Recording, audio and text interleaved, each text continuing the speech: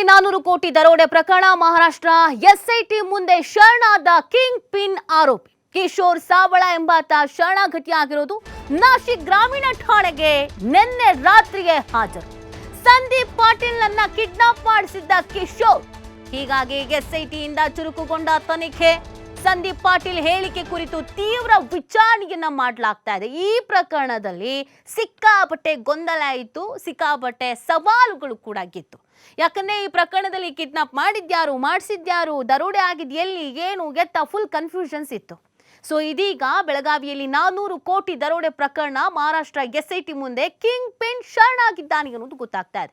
Maharashtra SIT ತನಿಖೆ ಬಗ್ಗೆನೇ ಅಸಮಾಧಾನವನ್ನ ವ್ಯಕ್ತಪಡಿಸಿದ್ರು ಕಿಡ್ನಾಪ್ ಆದವರು. ನಾನು ಕರ್ನಾಟಕ ಪೊಲೀಸರನ್ನು ನಂಬ್ತೀನಿ ಅಂತ ಹೇಳಿದ್ರು. ಇದೀಗ ಎಸ್ಐಟಿ ಮುಂದೆ ಶರಣಾಗಿರುವಂಥದ್ದು ಕಿಂಗ್ ಪಿನ್ ಆರೋಪಿ ಕಿಶೋರ್ ಸಾವಳ. ಸೊ ಈತ ಏನೇನು ಹೇಳ್ತಾನೆ, ತನಿಖಾ ಸಂದರ್ಭದಲ್ಲಿ ಏನೇನು ಹೇಳಿದಾನೆ, ಇದು ಯಾರಿಗೆ ಸೇರಿದ್ದು, ಎಲ್ಲಿಗೆ ಹೋಗ್ತಿತ್ತು, ಏನೇನು ಮಾಡಿದ್ರು, ಇದ್ರ ಪ್ಲಾನ್ ಯಾರ್ದು, ಏನು ಎತ್ತ ಎಲ್ಲವೂ ಈಗ ಗೊತ್ತಾಗುತ್ತೆ.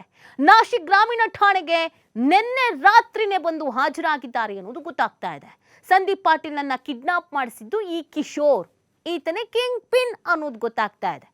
ಈ ಕಿಶೋರ್ ಯಾರು, ಈತನ ಹಿನ್ನೆಲೆ ಏನು, ಈತ ಯಾರ ಜೊತೆ ಕಾಂಟ್ಯಾಕ್ಟ್ ನಲ್ಲಿದ್ದ, ಇಲ್ಲಿ ತನಕ ಎಲ್ಲಿ ಹೋಗಿದ್ದ, ಸಡನ್ ಆಗಿ ಬಂದು ಶರಣಾಗ ಕಾರಣ ಏನು, ತನಿಖಾ ಸಂದರ್ಭದಲ್ಲಿ ಏನೇನು ಹೇಳಿದಾನೆ ಇಂಪಾರ್ಟೆಂಟ್ ಆಗತ್ತೆ. ಎಸ್ಐಟಿ ಮುಂದೆ ಹಾಜರಾಗ್ತಾ ಇದ್ದ ಹಾಗೇನೆ ತನಿಖೆ ಕೂಡ ಚುರುಕುಗೊಂಡಿದೆ. ಸಂದೀಪ್ ಪಾಟೀಲ್ ಹೇಳಿಕೆ ಕುರಿತು ತೀವ್ರ ವಿಚಾರಣೆಯನ್ನ ಮಾಡಲಾಗ್ತಾ ಇದೆ. ಸೊ ಒಟ್ನಲ್ಲಿ ಈ ಪ್ರಕರಣದಲ್ಲಿ ಒಂದು ಮೇನ್ ಲೀಡ್ ಅನ್ನೋದು ಈಗ ಸಿಗ್ತಾ ಇದೆ. ಇದೊಂಥರ ವೆಬ್ ಸೀರೀಸ್ ತರ ಇತ್ತು.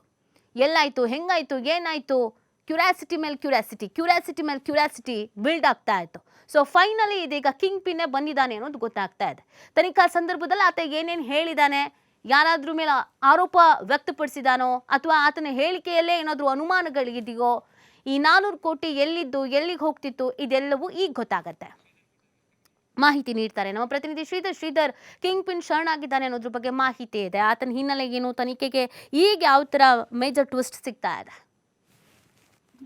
ನಿತಿಕ್, ಏನು ಕರ್ನಾಟಕ, ಗೋವಾ ಮತ್ತು ಮಹಾರಾಷ್ಟ್ರ ಗಡಿಯಲ್ಲಿ ಬರ್ತಕ್ಕಂಥ ಚೋರ್ಲಾಘಾಟ್ನಲ್ಲಿ ಏನು 400 ಕೋಟಿ ರೂಪಾಯಿ ಏನು ಪ್ರಮುಖವಾಗಿ ದರೋಡೆ ಆಗಿದೆ ಅಂತ ಏನು ಪ್ರಕರಣ ಇತ್ತು, ಆ ಪ್ರಕರಣ ಸಂಬಂಧಪಟ್ಟಂತೆ ಈಗ ಮಹಾರಾಷ್ಟ್ರದ ಎಸ್ಐಟಿ ಮುಂದೆ ಈಗ ಪ್ರಮುಖವಾದಂತ ಏನು ಪ್ರಮುಖ ಆರೋಪಿ ಆಗಿರ್ತಕ್ಕಂಥ ಕಿಶೋರ್ ಸಾಲ್ವಾ ಈಗ ಶರಣಾಗತಿ ಆಗಿರ್ತಕ್ಕಂಥದ್ದು. ನಿನ್ನೆ ರಾತ್ರಿನೇ ಏನು ಮಹಾರಾಷ್ಟ್ರದ ನಾಸಿಕ್ ನಲ್ಲಿ ಇರ್ತಕ್ಕಂಥ ಏನು ಗ್ರಾಮೀಣ ಪೊಲೀಸ್ ಠಾಣೆಗೆ ಹೋಗಿ ಕಿಶೋರ್ ಸಾಲ್ವಾ ಈಗ ಶರಣಾಗತಿ ಆಗಿರ್ತಕ್ಕಂಥದ್ದು.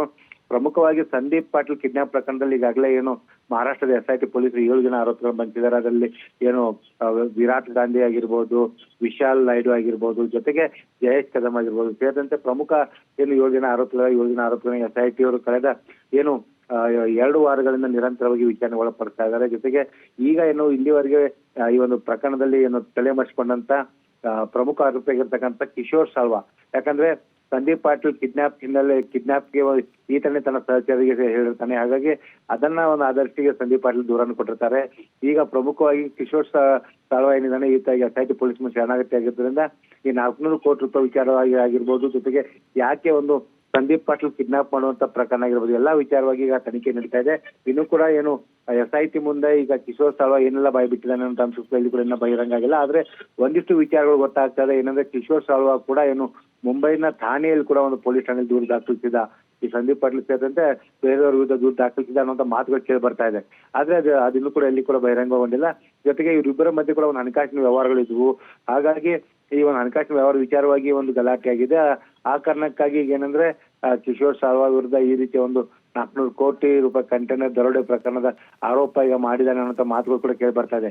ವಾಸ್ತವದಲ್ಲಿ ಏನು ಬೆಳಗಾವಿ ಜಿಲ್ಲೆಯ ಚೋರ್ಲಾಘಾಟ್ನಲ್ಲಿ ಏನು 400 ಕೋಟಿ ರೂಪಾಯಿ ಏನು ಪ್ರಮುಖವಾಗಿ ದರೋಡೆ ಆಗಿದ್ಯಾ ಇಲ್ವಾ ಅನ್ನೋ ಪ್ರಶ್ನೆಗೆ ಉತ್ತರ ಸಿಗುತ್ತೆ ಅಂತ ಹೇಳ್ಬೋದು. ನಿತಿ, ಪ್ರಮುಖವಾಗಿ ಇಲ್ಲಿ ಒಂದು ಅಂಶ ನೋಡ್ಬೇಕಂದ್ರೆ ಕಿಶೋರ್ ಸಾಲ್ವಾ ಏನಿದಾನೆ, ಈತ ಮುಂಬೈನ ಬಹುದೊಡ್ಡ ಬಿಲ್ಡರ್ ಆಗಿರ್ತಕ್ಕಂಥದ್ದು. ಹಾಗಾಗಿ ಎಲ್ಲೋ ಒಂದ್ ಕಡೆ ಮನಿ ಡಬ್ಲಿಂಗ್ ಪ್ರಕರಣ ಈ ಒಂದು ಏನು ಈ ಒಂದು ಪ್ರಕರಣ ಏನಿದೆ, ಕಿಡ್ನಾಪ್ ಪ್ರಕರಣದ ಹಿಂದೆ ಒಂದು ಮನಿ ಡಬ್ಲಿಂಗ್ ನ ಒಂದು ಕರಾಳ ದಂಧೆಯ ಮುಖವಾಡ ಕೂಡ ಅನಾವರಣಗೊಳ್ಳುವ ಸಾಧ್ಯತೆ ಇರ್ತಕ್ಕಂಥದ್ದು. ಪ್ರಮುಖವಾಗಿ ಈಗ 400 ಕೋಟಿ ದರೋಡೆ ಆಗಿದ್ಯೋ ಇಲ್ವಾ, ಜೊತೆಗೆ ಇವರಿಬ್ಬರ ಮಧ್ಯೆ ಇದ್ದಂತ ಹಣಕಾಸಿನ ವ್ಯವಹಾರ ಏನು ಅಂತ ವಿಚಾರವಾಗಿ ಈಗ ಕೂಲಂಕುಷವಾಗಿ ಎಸ್ಐಟಿ ಪೊಲೀಸರಿಗೆ ತನಿಖೆ ನಡೆಸ್ತಾ ಇದ್ದಾರೆ. ಫೈನ್, ಥ್ಯಾಂಕ್ ಯು ಶ್ರೀಧರ್ ತಮ್ಮ ಡೀಟೇಲ್ಸ್ಗೆ.